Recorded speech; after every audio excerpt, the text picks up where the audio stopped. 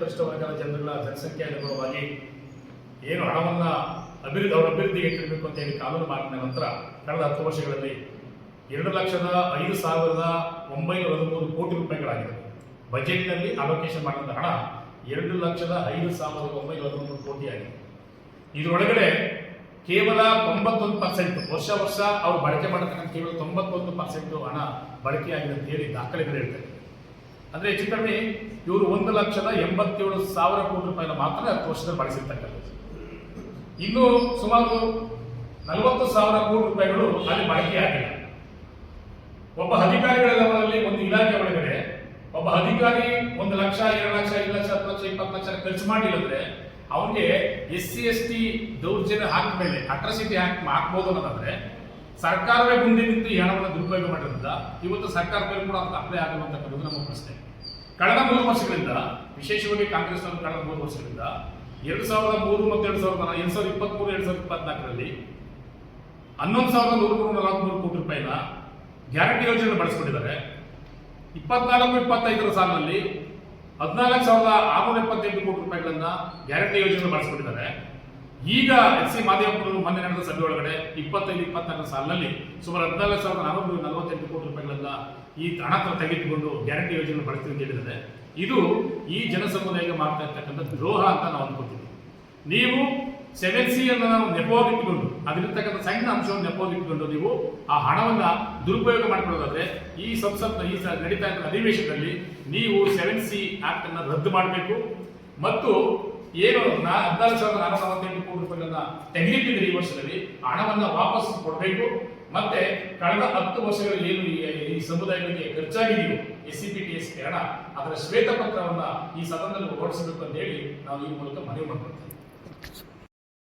ಒಂದು ನಿಗಮಗಳಿದ್ದಾವೆ, ಆ ನಿಗಮಗಳ ಮುಖಾಂತರ ಆರ್ಥಿಕ ಅಭಿವೃದ್ಧಿಯನ್ನು ಮಾಡಬೇಕನ್ನೋದು ಸರ್ಕಾರದ ಕೆಲಸ.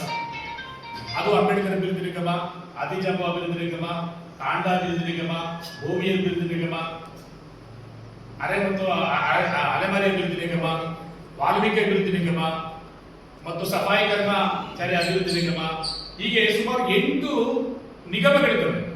ಆ ನಿಗಮಗಳ ಮುಖಾಂತರ ಈ ಸಮುದಾಯಗಳನ್ನ ಆರ್ಥಿಕವಾಗಿ ಸಬಲೀಕರಣ ಮಾಡಬೇಕಾಗಿರ್ತಕ್ಕಂಥದ್ದು ಈ ಕಾಯ್ದೆಯ ಬಹಳ ಮುಖ್ಯವಾದ ಉದ್ದೇಶ. ಆದ್ರೆ ಇವರು ಇಲ್ಲಿ ಇಟ್ಟಿರ್ತಕ್ಕಂಥ ಹಣ ಎಷ್ಟು ಅಂತಂದ್ರೆ ಕೇವಲ 50 ಕೋಟಿ, 100 ಕೋಟಿ ಅಂಬೇಡ್ಕರ್ ಅಭಿವೃದ್ಧಿ ನಿಗಮ, 50 ಕೋಟಿ ಆದಿಜಾಂಬ ಅಭಿವೃದ್ಧಿ ನಿಗಮ, 50 ಕೋಟಿ ವಾಲ್ಮೀಕಿ ಅಭಿವೃದ್ಧಿ ನಿಗಮ, 37 ಕೋಟಿ ಅಲೆಮಾರಿ ಅಭಿವೃದ್ಧಿ ನಿಗಮ, ಹೀಗೆ ಕೇವಲ 25% ಆ ವರ್ಷದಲ್ಲಿ ಎಷ್ಟು ಹಣವನ್ನ ಮೀಸಲಿಡಬೇಕಾಗಿತ್ತೋ ಅದರಲ್ಲಿ ಕೇವಲ 25% ಹಣವನ್ನ ಕೊಡೋದ್ರ ಮುಖಾಂತರ ಇವತ್ತು ಈ ಸಮುದಾಯದ ಸಹಾಯವನ್ನ ಮಾಡ್ತಾ ಇದ್ದಾರೆ. ಇಲ್ಲಿ ಒಂದು ದುರಂತ ಏನಂದ್ರೆ ಕರ್ನಾಟಕ ರಾಜ್ಯದಲ್ಲಿ ಪರಿಶಿಷ್ಟ ಜಾತಿ ಮತ್ತು ಪರಿಶಿಷ್ಟ ವರ್ಗದವರ ಸಂರಕ್ಷಕರು ನಾವು ಅಂತ ಹೇಳ್ತಕ್ಕಂಥ ಕಾಂಗ್ರೆಸ್, ಈ ವರ್ಗದ ಜನರನ್ನ ರಕ್ಷಣೆ ಮಾಡ್ತಕ್ಕಂಥವ್ರು ನಾವು ಮಾತ್ರ ಅಂತ ಹೇಳ್ತಕ್ಕಂಥ ಕಾಂಗ್ರೆಸ್ನವರು ಇವತ್ತು ಈ ಸಮುದಾಯಕ್ಕೆ ಸಂಬಂಧಪಟ್ಟ ಹಣವನ್ನ ದುರುಪಯೋಗ ಮಾಡ್ತಕ್ಕಂಥದ್ದು ಮತ್ತು ಇದೇ ಸಮುದಾಯದವರು ಇವತ್ತು ಆ ಸರ್ಕಾರ ವಿರುದ್ಧ ನಿಂತಿರ್ತಕ್ಕಂಥದ್ದು ಒಂದು ದೊಡ್ಡ ದುರಂತ ಅಂತ. 40,000 ಕೋಟಿ ಹಿಲ್ ಮಿಸ್ಯೂಸ್ ಆಗ್ತಾ ಇದೆ. ಕಳೆದ 10 ವರ್ಷಗಳಲ್ಲಿ ಈ SC/PTSP ಹಣ ಒಟ್ಟು ಹಣ 2,05,913 ಕೋಟಿ ಈ ಸಮುದಾಯಗಳಿಗೆ ಬಜೆಟ್ನಲ್ಲಿ ತೆಗೆದಿಟ್ಟಂತ ಹಣ ಕಳೆದ 10 ವರ್ಷಗಳಲ್ಲಿ 2,05,913 ಕೋಟಿ. ಇದರೊಳಗಡೆ ಅಂಕಿಅಂಶಗಳ ಪ್ರಕಾರ, ಸರ್ಕಾರದ ಅಂಕಿಅಂಶಗಳ ಪ್ರಕಾರ ಕೇವಲ 91% ಮಾತ್ರನೇ ಸರಾಸರಿ ಖರ್ಚಾಗಿರ್ತಕ್ಕಂಥದ್ದು. ಸರಾಸರಿ ಖರ್ಚಾಗಿರೋದು 91% ಮಾತ್ರ. ಅದರ ಪ್ರಕಾರ 1,87,00,000 ರೂಪಾಯಿ ಮಾತ್ರನೇ ಖರ್ಚು ಮಾಡಿದ್ರು ತೋರಿಸ್ತಾರೆ. 1,87,00,000 ಖರ್ಚು ಮಾಡಿದ್ರು ತೋರಿಸ್ತಾರೆ.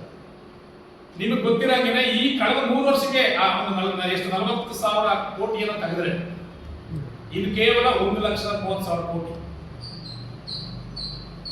ಇವರು ಬಳಕೆಯಾಗಿರ್ತಕ್ಕಂಥದ್ದು. ತಮ್ಗೆ ಗೊತ್ತಿದೆ ಅದರೊಳಗಡೆ ಹೆಚ್ಚು ಕಡಿಮೆ 40% ಕಮಿಷನ್ ಕೊಡಬೇಕು, 40-50% ಕಮಿಷನ್ ಕೊಡಬೇಕು.